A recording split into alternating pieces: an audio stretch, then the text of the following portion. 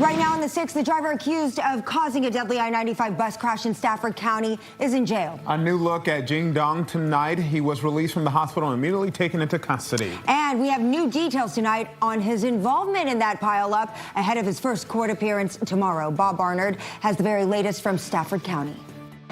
Suspect Jing Dong is scheduled for 2 court appearances here in Stafford County in the morning. First in General District Court and then in Circuit Court.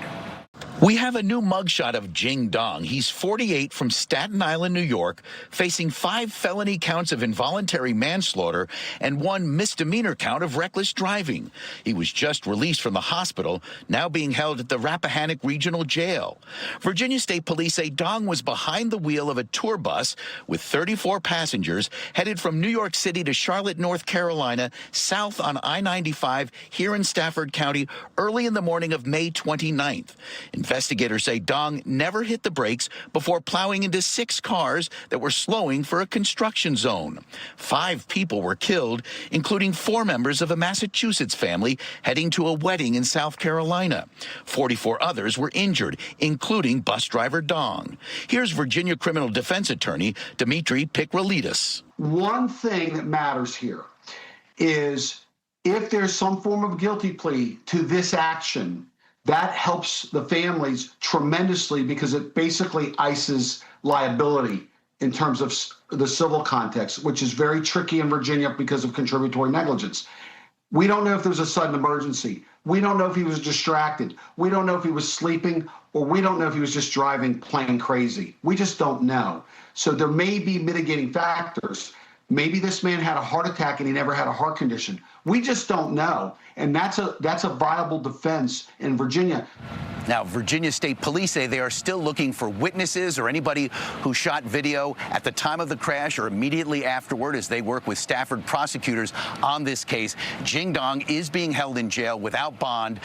Those involuntary manslaughter charges, they carry, if he's convicted, a punishment of between 1 and 10 years in prison. Guys.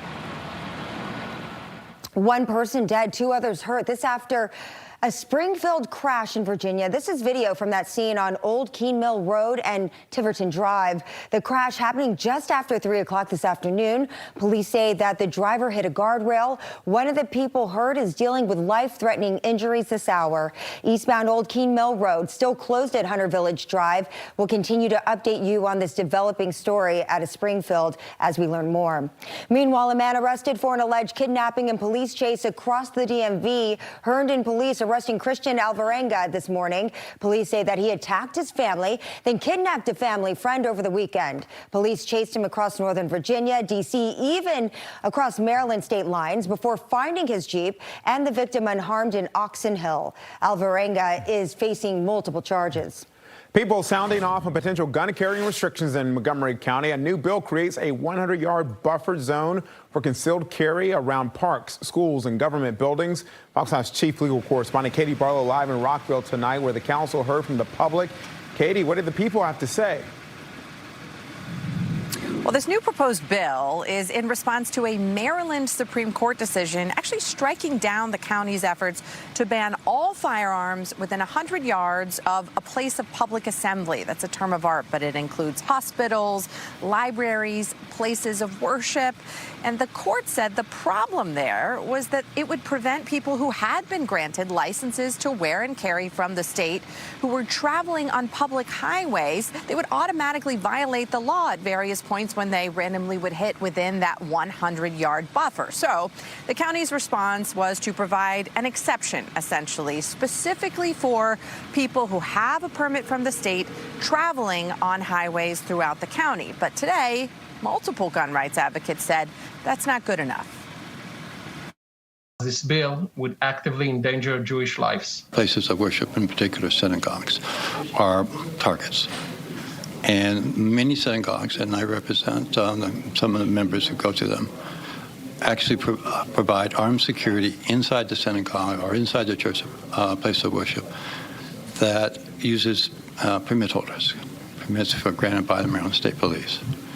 That's because these individuals, not only is it more affordable than armed security, but these individuals know their congregations. We appreciate everything. 6 people spoke in opposition to the bill, including Mark Pennack, the head of Maryland Shall Issue, a gun rights advocacy group that sued the county and won at the Maryland Supreme Court. Pennack vowed to sue the county once again if they pass this new law. He said it would be expensive for the county to fight what he believes would be a losing battle in court. Wear and carry permit holder Esther Wells, who is also running for county executive, echoed that sentiment. She supports the bill, but called for better accountability and financial transparency from the council. Stop wasting our money to restrict our freedoms. Pass Bill 23-26, fix your unconstitutional review process, and open your legal books to the public to show taxpayers exactly what your legal errors are costing us. Montgomery County resident and wear and carry permit holder Karen Singh told council members that the bill would have a particularly negative impact on minority communities. He cited Pew Research that shows black and brown gun owners are carrying for personal protection and that this law would hurt their ability to do that in Maryland. Now, the committee plans to hold a hearing on the proposed bill next week, and they could vote to pass it at any time. All right. Thank you so much, Katie. Well, it looks like a nice night out there. A live look outside from National Harbor. A warm Tuesday as we head into our sunset. Feels like we're just right where we're supposed to be for this time of year. Yes, but we're going to tip right on over as the week goes on, aren't we, Caitlin Roth? Yeah, we are. It's been so nice, but humidity back tomorrow, and then we've got good old-fashioned, just straight-up hot. Right. And right now, going into the evening, though, no rumblings, right? To be nothing yet. Yes, love a quiet evening, so that'll change starting tomorrow. Unless you have a really bad dinner. Oh, yeah. Different rumblings. Yeah, nobody likes the bubble guts. Okay. It might be worse. See, I just go up to the line. I don't go over it, Angie. I went over it. You know, just we can't ignore just you. like the temperatures. Yes. We don't want it to go over, but it's going to, just like Angie. We can't ignore you, but I'm going to walk away from any discussion about bubble guts, just in case. You know, we've got the natural type, I guess. Well, they're both natural, but, you know, the ones from the atmosphere. That's potential tomorrow as the heat rises, as the humidity rises, those storm chances do increase into your Wednesday. This afternoon, 84 was the magic number at all 3 area airports. It's also exactly where we should be for this time of year. So a typical June day in all respects. We did have more cloud cover versus sun, but that kind of lends a helping hand this time of year. 81 in Frederick, 79 in Dulles, 79 in Quantico, and 75 in Annapolis, 80 in Baltimore as we check current temperatures. Still not too humid, but that's going to change as moisture keeps streaming in off the mountains. We even have some showers back across the ridge tops west of 81, and we could have some showers here locally by daybreak tomorrow.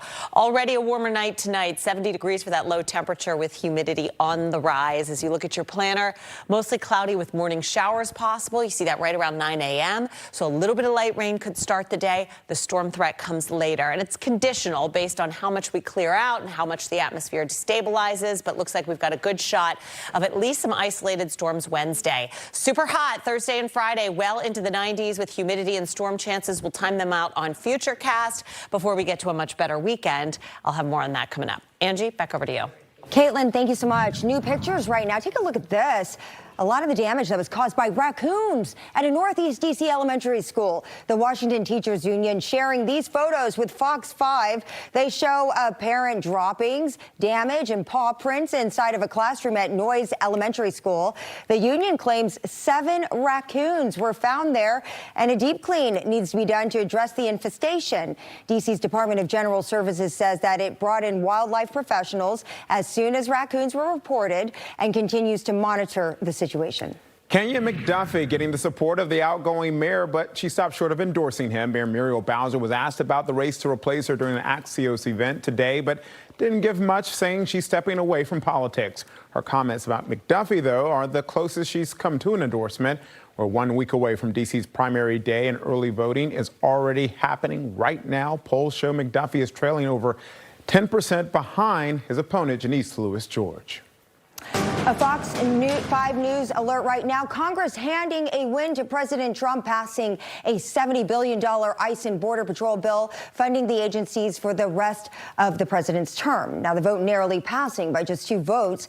This follows weeks of roadblocks as Democrats push back against the president's immigration policies and proposed anti-weaponization fund, which could pay out its allies or even January 6 rioters. The bill now heads to President Trump's desk. The U.S. military says it has started launching strikes against Iran. This after an Army helicopter crashed into an Iranian drone near the Strait of Hormuz. Iranian state media reporting explosions were heard on an island near the strait. President Trump accused Iran of shooting down the helicopter. Both American crew members survived that crash.